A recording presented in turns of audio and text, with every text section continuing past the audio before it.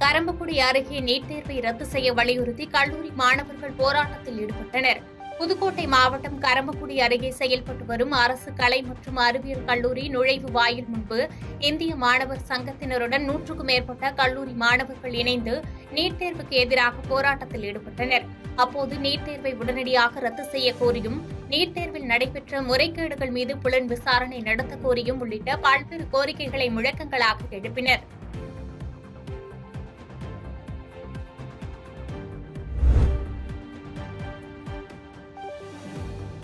ராஜபாளையத்தில் 100க்கும் மேற்பட்ட மாமரங்களை காட்டு யானைகள் உடைத்து சேதப்படுத்தியது விவசாயிகள் மத்தியில் சோகத்தை ஏற்படுத்தியுள்ளது.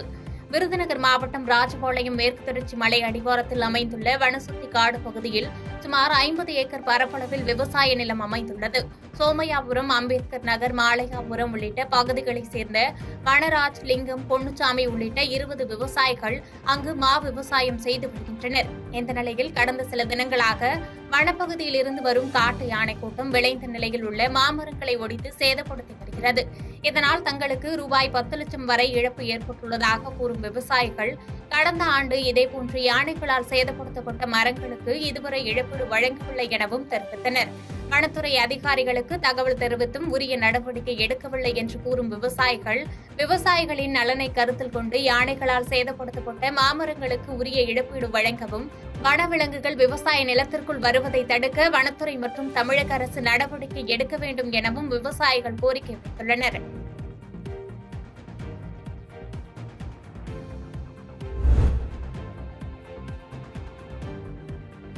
திருப்பூரில் பனியன் நிறுவனத்தில் ஏற்பட்ட தீ விபத்தில் பல லட்சம் மதிப்பிலான பொருட்கள் எரிந்து சேதமானது பரபரப்பை ஏற்படுத்தியது. திருப்பூர் அனுப்பூர்பாளையம் பகுதியில் திருநாவுக்கரசர் என்பவர் பனியன் நிறுவனம் நடத்தி வருகிறார். இந்த நிறுவனத்தில் 1000க்கும் மேற்பட்டோர் பணியாற்றி வரும் சூழ்நிலையில் இன்று காலை பனியன் துணிகள் அடுக்கி வைக்கப்பட்டிருந்த பகுதியில் திடீரென தீப்பற்றியது. தகவல் அறிந்து விரைந்து வந்த திருப்பூர் வடக்கு தீயணைப்புத் துறையினர் 1 மணி நேரத்திற்கு மேலாக போராடி தீயை கட்டுக்குள் கொண்டு வந்தனர். இந்த விபத்தில் பல லட்சம் மதிப்பிலான பனியன் துணிகள் எரிந்து சேதமானதாக தகவல் வெளியாகியுள்ளது. தீ விபத்து நேரிட்ட போது அதிர்ச்சியடைந்த ஊழியர்கள் பனியன் நிறுவனத்தை விட்டு உடனடியாக வெளியேறியதால் அதிர்ஷ்டவசமாக உயிர் சேதம் தவிர்க்கப்பட்டது.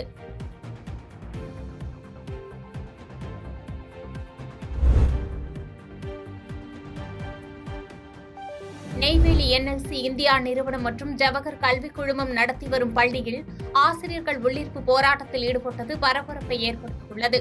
கடலூர் மாவட்டம் நெய்வேலி என்எல்சி இந்தியா நிறுவனம் இணைந்து ஜவஹர் கல்விக் குழுமம் மூலம் ஆரம்பிக்கப்பட்ட ஜவஹர் பள்ளி வட்டம் 17 இயங்கி வருகிறது. இப்பள்ளியில் பணிபுரியும் ஆசிரியர்களுக்கு சம்பள உயர்வு வழங்க வேண்டும், டிஏ உயர்த்தி வழங்க வேண்டும் உள்ளிட்ட பல்வேறு கோரிக்கைகளை வலியுறுத்தி நேற்று முதல் 100க்கும் மேற்பட்ட ஆசிரியர்கள் தொடர் உள்ளிருப்பு போராட்டத்தில் ஈடுபட்டு வருவது நெய்வேலியில் பரபரப்பை ஏற்படுத்தியுள்ளது.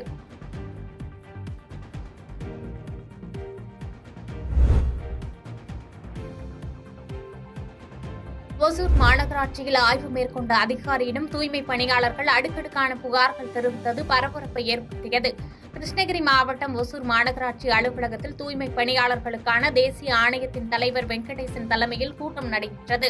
இதில் தூய்மை பணியாளர்களுக்கு இஎஸ்ஐ, பிஎஃப் மற்றும் பாதுகாப்பு உபகரணங்கள் வழங்கப்படுகிறதா என அதிகாரி கேட்டபோது கூட்டத்தில் பலரும் இல்லை என்கிற பதில் வழங்கியது பரபரப்பை ஏற்படுத்தியது.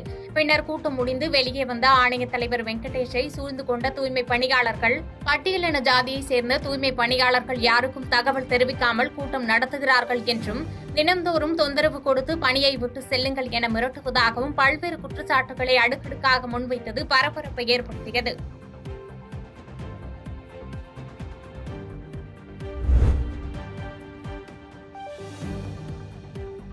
பெரம்பலூர் அருகே மாவட்ட ஆட்சித்தலைவர் டாஸ்மாக் கடைக்குள் அதிரடியாக ஆய்வு செய்தார். பெரம்பலூர் மாவட்டம் ஆலத்தூர் ஊராட்சி ஒன்றியத்தில் பல்வேறு துறைகளின் சார்பில் மேற்கொள்ளப்பட்டு வரும் வளர்ச்சித் திட்டப் பணிகள் குறித்து ஆய்வு செய்வதற்காக மாவட்ட ஆட்சித்தலைவர் கற்பகம் சென்றிருந்தார். அப்போது இருர் டாஸ்மாக் கடை எதிரே உள்ள காலி இடங்களில் பிளாஸ்டிக் குப்பைகள் நிறைந்து கிடந்ததை பார்த்த மாவட்ட ஆட்சித்தலைவர் உடனடியாக வாகனத்தை நிறுத்த சொல்லி குப்பைகள் கிடந்த இடத்தில் இறங்கி ஆய்வு செய்தார். பின்னர் அங்கிருந்த டாஸ்மாக் கடைக்குள் திடீர் ஆய்வு மேற்கொண்டார். பின்னர் பார் உரிமையாளர் மற்றும் ஊழியர்களை அழைத்து பிளாஸ்டிக்குகளை அள்ள உத்தரவிட்டார். இச்சம்பவம் பொதுமக்களிடையே பெரும் வரவேற்பை பெற்றுள்ளது.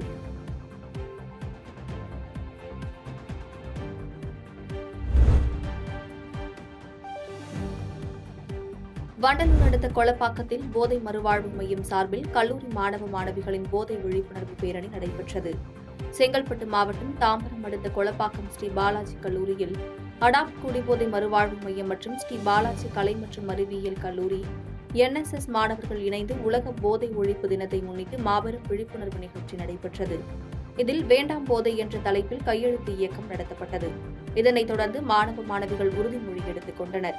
இதில் செங்கல்பட்டு மாவட்ட சமூக நலத்துறை அலுவலர் சங்கீதா மற்றும் உயர்நீதிமன்ற வழக்கறிஞர் ஜெகதீசன் ஆகியோர் சிறப்பு விருந்தினராக கலந்து கொண்டு விழிப்புணர்வு பேரணியை கொடியசைத்து தொடங்கி வைத்தனர்.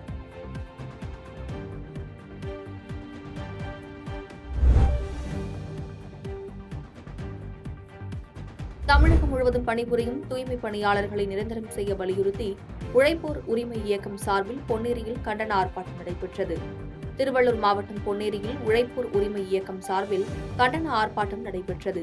இந்த ஆர்ப்பாட்டத்தில் உயர்நீதிமன்ற உத்தரவின்படி நீண்ட காலமாக பணிபுரியும் தூய்மை பணியாளர்களை தமிழக அரசு உடனடியாக நிரந்தரம் செய்ய வேண்டும், மாநகராட்சி, நகராட்சி, பேரூராட்சி மற்றும் ஊராட்சிகளில் பணிபுரியும் தூய்மை பணியாளர்களுக்கு ஊதியத்தை உயர்த்தி தர வேண்டும், தூய்மை பணியாளர்களை தனியார் மயமாக்கக்கூடாது உள்ளிட்ட கோரிக்கைகளை வலியுறுத்தி முழக்கங்களை எழுப்பினர். இதனைத் தொடர்ந்து உழைப்போர் உரிமை இயக்கத்தின் பிரதிநிதிகள் சார் ஆட்சியர் சங்கீத் பல்வந்த் வாக்கேவை சந்தித்து தூய்மை பணியாளர்கள் கோரிக்கை குறித்து மனுவை அளித்தனர். இதுகுறித்து அரசின் கவனத்திற்கு கொண்டு செல்வதாக சார் ஆட்சியர் உறுதியளித்தார்.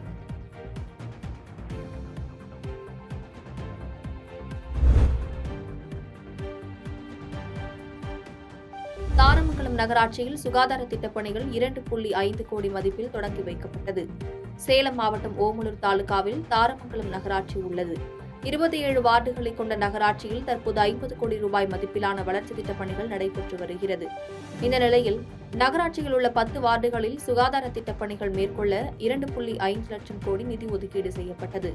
இதனைத் தொடர்ந்து 10 இடங்களில் கட்டிட கட்டுமான பணிகள் துவக்க விழா இன்று நடைபெற்றது. இதில் நகராட்சி தலைவர், துணைத் தலைவர் உள்ளிட்டோர் கலந்து கொண்டு பணிகளை பூஜை செய்து துவக்கி வைத்தனர். இந்த நிலையில் சமத்துவபுரம் பகுதியில் சுகாதார வளாகம் கட்டிக் கொடுக்க வேண்டும் என்று அப்பகுதி மக்கள் தலைவர் மற்றும் அதிகாரிகளை முற்றுகையிட்டு கோரிக்கை வைத்தனர். ஆனால் அங்கு கட்ட இடவசதி இல்லாததால் வேறு இடத்தில் கட்டித்தரப்படும் என்று தெரிவித்தனர்.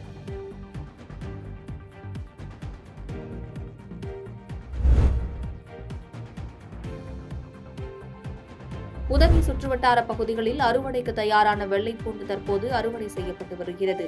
நீலகிரி மாவட்டத்தில் தேயிலை சாகுபடிக்கு அடுத்தபடியாக மலை காய்கறிகள் விவசாயம் பிரதானமாக உள்ளது.